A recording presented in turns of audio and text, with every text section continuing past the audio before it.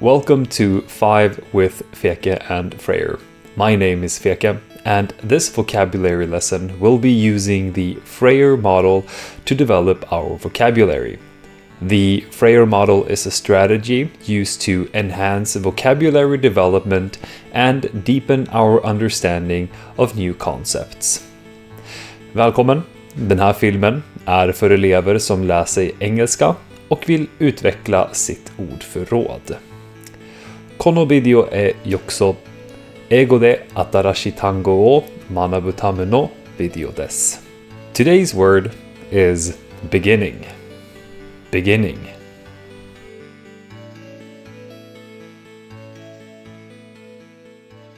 To begin with, the Frayer model is based upon the following steps. We begin with the definition at the top right. Here, we will write the word or concept's definition in our own words. Next, we list the essential characteristics or attributes of the word or concept.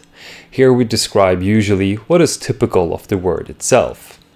Then, we provide examples of the word or concept in sentences or phrases, demonstrating how it's used in context. And finally, non-examples.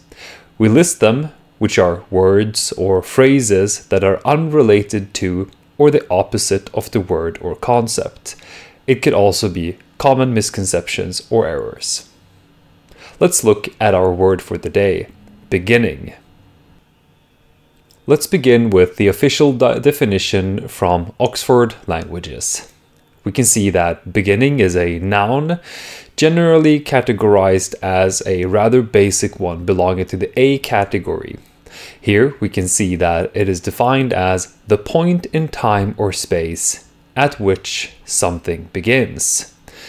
My own definition, which we see below it, is as following. The beginning is the initial point or starting phase of something, marking the origin of an event, process, or period. Next, we carry on over to the characteristics part of the Frayer model. We can see that what's characteristic or typical of the word beginning is that it has 3 syllables. Beginning. Also, some of what's typical then to the word beginning could be that it is an introduction or a starting point. It is the first part of a sequence of events, and also it is often associated with a sense of newness or initiation.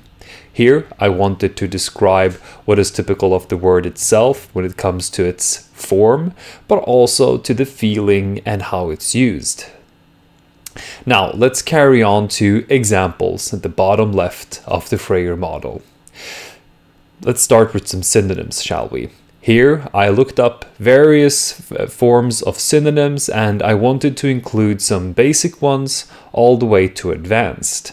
We can see that the more basic one, start, can also be a synonym, and then we have other synonyms such as origin and more advanced yet, which is genesis. Now, beginning can also be made into a verb, which is begin, to begin something. Or we can have another kind of noun, which is a beginner, someone who starts something. Here I wrote 2 example sentences. The beginning of a book sets the tone for the entire story. Or the first day of school marks the beginning of the academic year. And then finally, we can carry on over to non-examples, the final part at the bottom right. Here I included some opposites, for example, end or conclusion, and I also wrote 2 example sentences. The middle of a race is not the beginning, or the conclusion of a movie is not considered the beginning.